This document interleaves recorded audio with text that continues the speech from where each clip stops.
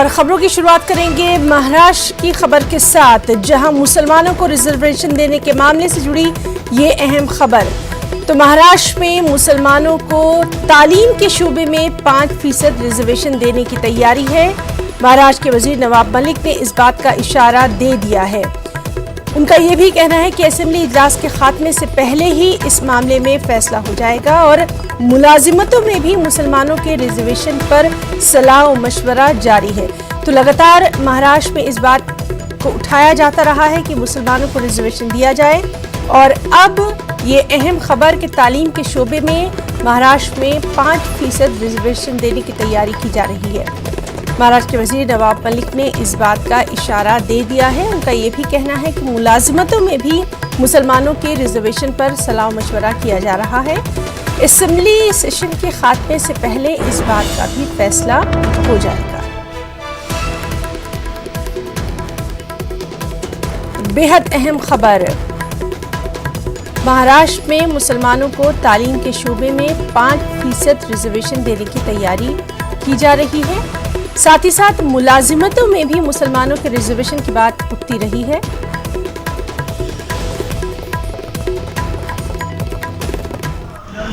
जिस आरक्षण को लेके हाईकोर्ट ने स्पष्ट कहा है कि सरकारी स्कूलों में, महाविद्यालय में 5% मुसलमानों को आरक्षण देने में कोई भी एतराज नहीं है।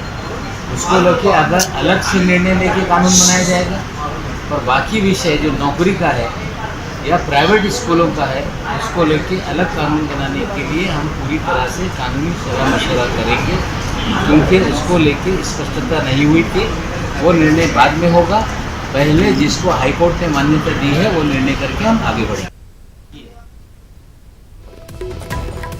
तो नाज़रीन, आपने सुना कि महाराष्ट्र के वज़ीर नवाब मलिक ने क्या कुछ कहा है। उन्होंने साफ तौर पर कहा कि महाराष्ट्र में तालीम के शोबे में 5% रिजर्वेशन देने की तैयारी जो है वो रियासती हुकूमत कर रही है और असेंबली सेशन के खात्मे से पहले इस बात का फैसला भी हो जाएगा। और मुलाजमतों की अगर बात करें तो मुलाजमतों में भी मुसलमानों के रिजर्वेशन पर सलाह मशवरा जारी है।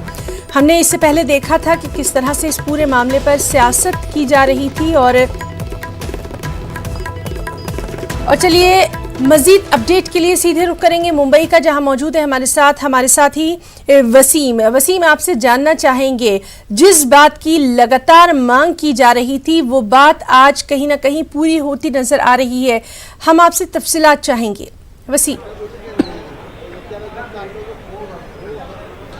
देखिए, विधान परिषद के कामकाज के दौरान एक सवाल ये पूछा गया है सरकार से, क्या मुस्लिम आरक्षण के लिए सरकार ने जो इससे पहले जब सरकार थी 2014 से पहले, तो क्या आरक्षण लाएगी, इसे लेकर सवालिया निशान उठे थे, जिसपे अल्पसंख्यक मंत्री ने साफ कहा कि जो कोर्ट ने आदेश दिया था 5% आरक्षण को लेकर, उसे हम मुकम्मल करेंगे और इस अधिवेशन में हो सकता है खत्म होने से पहले इस पे किसी तरह से पहल भी की जा सकती है। लेकिन अब भी नौकरी में और जो प्राइवेट स्कूल है उसको लेकर किसी तरह से शिक्षा को लेकर अभी तक सरकार ने कोई अमल में लाने की प्रयास नहीं करेगी। लेकिन जो कोर्ट का आदेश था उसी के हिसाब से 5% आरक्षण देने के लिए पूरी तरह से उनकी भूमिका जायज है। हमारे साथ बीजेपी के प्रवक्ता राम कदम जी भी हैं, उनसे बात करते हैं। जिस तरह नवाब मलिक ने कहा कि 5% आरक्षण उनकी सरकार ने दिया था, आपकी सरकार आई 2014 में, आपने उस आरक्षण को खारिज कर दिया, उसमें नहीं बढ़ाया। अब ये सरकार वापस से पहल कर रही है, क्या वजह थी उस दौर में कि आपने उस आरक्षण नहीं दिया था मुस्लिम? बिल्कुल झूठ बात है। बीजेपी सरकार के कार्यकाल में हमने मुस्लिम भाइयों के लिए जो अलग अलग योजनाएं के तहत लाभ पहुंचाने का प्रयास किया है, वह लाभ कांग्रेस के शासनकाल में कभी नहीं हुआ। अब सच्चाई ये है कि केवल और केवल मुस्लिम भाइयों के वोटों को ध्यान में रखकर कांग्रेस और राष्ट्रवादी की सरकार ने 2014 में विधानसभा के चुनाव 2 महीने के बाद होने थे, उसके पहले आरक्षण देने का प्रयास किया। अब सवाल ये उठता है कि इनकी 99 से लेकर के 2014 15 वर्ष सरकार थी, क्या कर रहे थे आप? लोकसभा के चुनाव में ये हारे, मई 2014 के बहुत बुरी तरह से हारे, और उसके बाद जो 3 महीने के बाद जो चुनाव होने थे विधानसभा के, उसमें भी बुरी तरह से हारेंगे। इस डर से, इस भय से, केवल और केवल वोटों के चक्कर में इन्होंने मुस्लिम भाइयों को झूठे ख्वाब दिखाए। अब ये हर मुस्लिम भाई समझता है कि अगर इनको देना ही था तो 15 साल चुप क्यों थे? चुनाव के 2 महीने पहले कैसे मुस्लिम भाइयों की याद आई? और आज भी जो इन नेताओं का जो बयान है पूरा पाखंडी है, क्योंकि अलग अलग कोर्ट कह चुके हैं कि धर्म के आधार पर रिजर्वेशन टिक नहीं सकता, वो खारिज हो जाता है।